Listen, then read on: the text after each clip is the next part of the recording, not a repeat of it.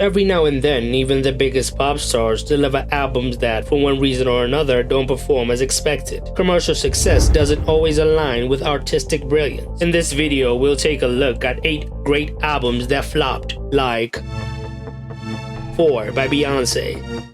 It came out following Beyonce's most successful album to date, I Am Sasha Fierce, so expectations were sky high. It did not perform as expected though, debuting on number 1, selling 310,000 copies in its first week, which was her lowest opening at the time. The album lacked a true hit single to kickstart the hype. Run the World Girls and Best Thing I Never Had were the first 2 singles released from the album, and they peaked at number 29 and number 16 on the Billboard Hot 100. The album is consistently great throughout and contains some of the best vocal performances of her career.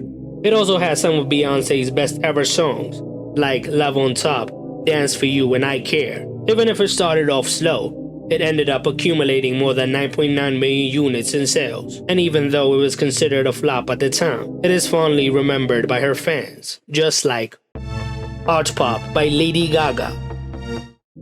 It was released on November 6, 2013, following Gaga's iconic album Born This Way, which sold 1.1 million copies in its first week in the US, so her next album would have a hard time matching that.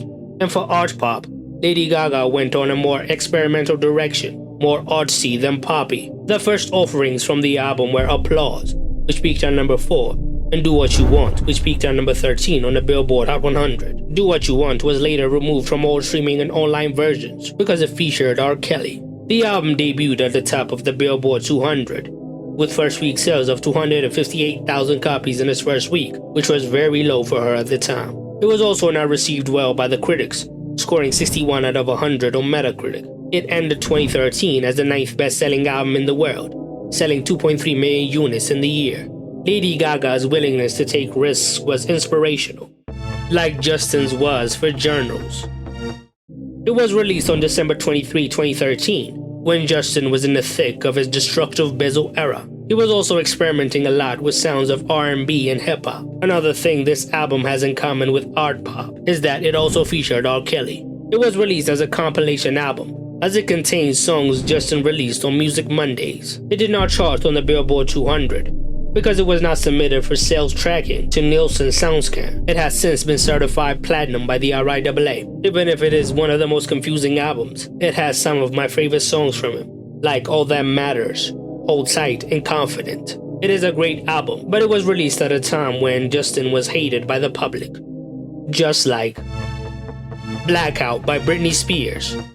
It is Britney's 5th studio album, released on October 25, 2007. She was having personal struggles at the time, which led to her being involuntarily placed under a conservatorship. The conservatorship was just ended in 2021, after the Free Britney movement. Because of that, she didn't really promote the album. It became Britney's first album to not debut on number 1, opening at number 2, selling 290,000 units in its first week. It was a great album though. It gave us some of her catchiest and most memorable songs, like Give Me More and Piece of Me. The album was focused on the harassment Britney received from the paparazzi. Next we have Witness by Katy Perry. It was released as Katy's 5th studio album on June 9, 2017. Her feud with Taylor Swift and her inability to land a huge hit made it a weird time in Katy's career. The album debuted at number 1, selling 180,000 units in its first week. It ended up being certified gold, which paled in comparison to the multi-platinum albums before it. Even if it did not perform commercially, it is considered as her most underrated album. It has some of her best songs, like Chained to the Rhythm and the opener Witness. And similarly, an album that did not perform as well as expected was Bionic by Christina Aguilera.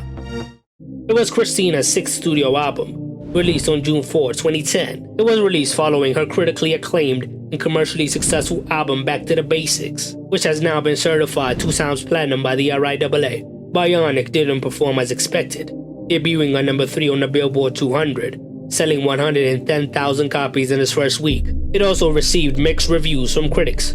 She tried to jump on the electropop trend at the time, but she was not successful at it. The album did not spawn any top 10 singles, with Not Feeling Myself peaking at number 23 and Woohoo peaking at number 79. Christina poured her heart and soul into the project, and I think it is underappreciated. Dawn FM by The Weeknd.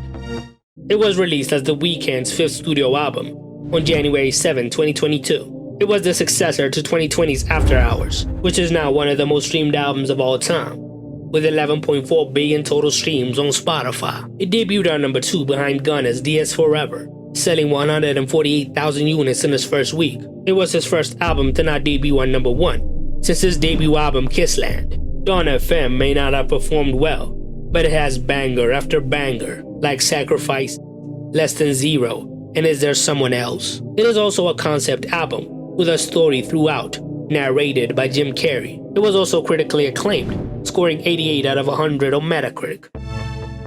Queen by Nicki Minaj.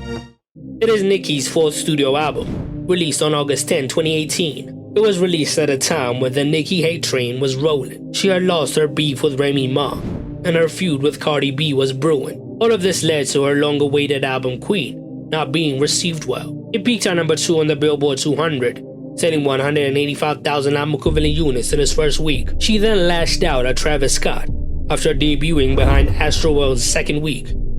It is seen by many as her worst album, but it has bangers like Ganja Burn and Chun Li. She was rapping on the album. Commercial success does not define an album's worth. Tell me some of your picks for great albums that flopped in the comments below.